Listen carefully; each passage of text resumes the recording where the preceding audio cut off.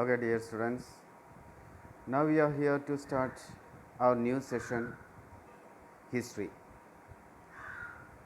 We have completed two lessons. Now we are going through third lessons. First lesson we complete, it was a rise and spread of Christianity.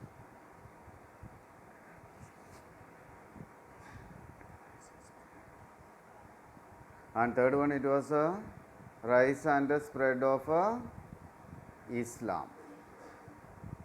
And third one,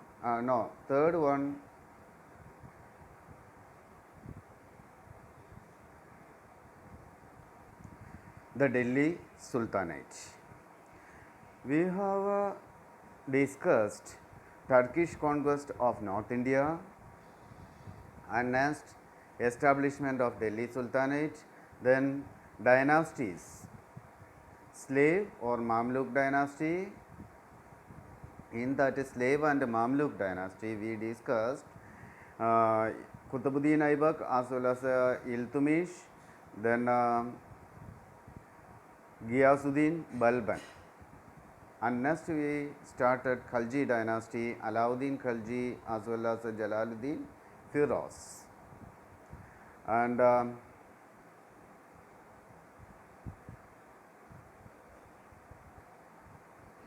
we discussed then Tughlaq dynasty.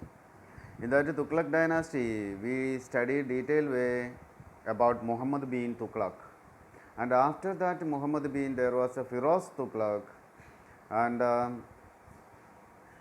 after Firoz Tughlaq, Timur's invasion we have learned, and Lodi dynasty. Then comes, now we are going to discuss cause for the decline of Delhi Sultanate. What was the cause? The Delhi Sultanate, which lasted for more than 300 years, that is what the system, near about 300 years, who ruled the Delhi Sultanate. That is what, if we are thinking or going through India's history, we can understand Delhi Sultanate, they are how many years? Near about 300 years. And Mughal empires, later we are going to study next one, that they also near about 300. And then British rule, they also near about 300. That is what the first cause for the decline of the Delhi Sultanate. As we know that the Delhi Sultanate, it was lasted for more than 300 years.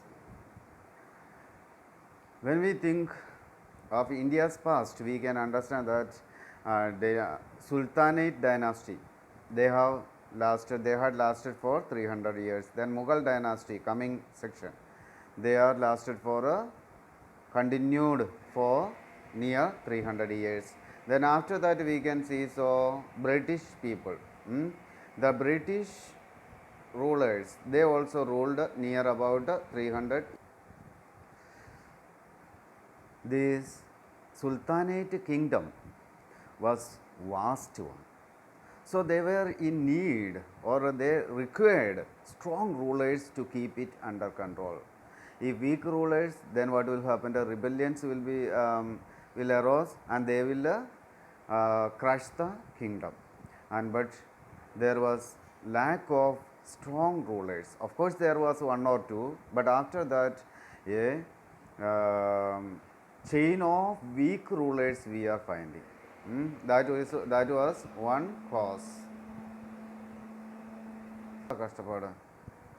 Then second point is Muhammad bin Tughlaq project. We know 2-3 foolish acts he had done. So that caused widespread disturbances. That a peaceful life was disturbed in the kingdom, and misery among the people. People suffered because of his foolish action.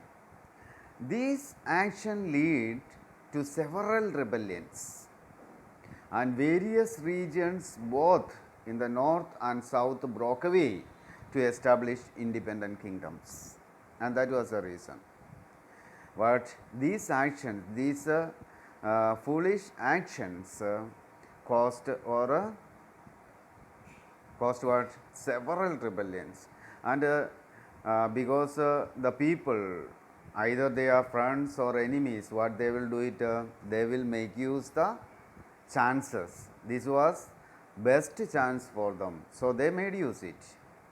And various regions, both north as well as in the south, broke away and they declared themselves as an independent kingdoms. That was. Then let us go to third point. The Sultanate rulers depended heavily on military. They were a military based administration. And so what was the reason? So they have to keep a strong army, a large number of military people to control the empire.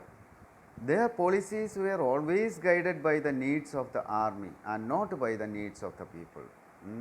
Because of this, they are military based administration. So what they do? Always they took whatever decisions they had taken, that all was guided by the needs of the army and not by the needs of the people. That also caused dissatisfaction among people. And next point, the rulers who came after Muhammad bin Tughlaq. After Muhammad bin Tughlaq, what was alienated sections of the people by imposing jizya on non-Muslims. After Muhammad bin Tughlaq, there was weak rulers. So these weak rulers, what they did to rule the country, they made some alliances with the people. People means not ordinary people with high caste or rich people or noble people. For what purpose?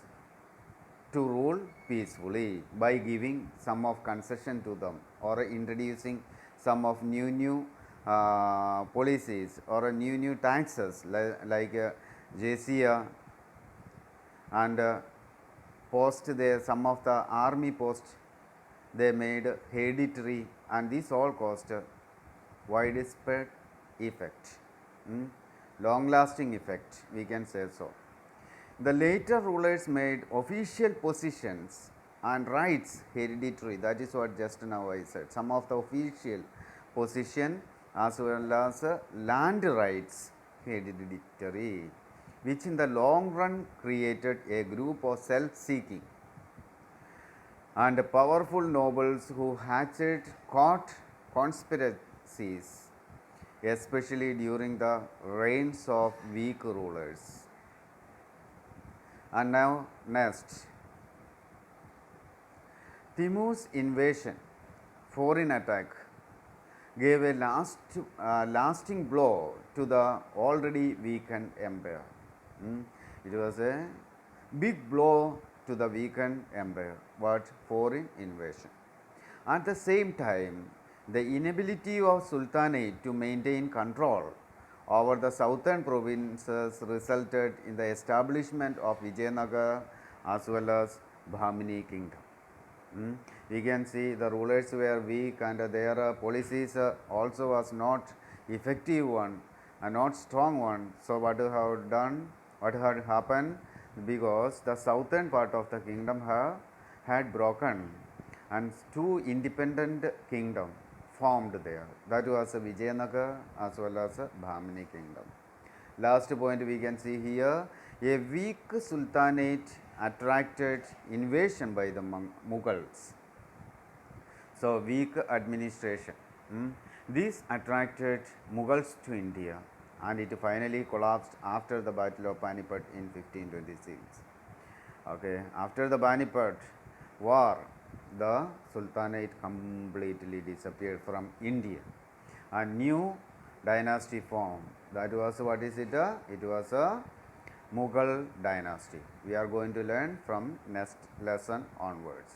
So thank you, students. Next session or next day, I will publish the question answers of this chapter. So make a copy and learn all the question answers by heart. So have a nice day. Take care. Thank you.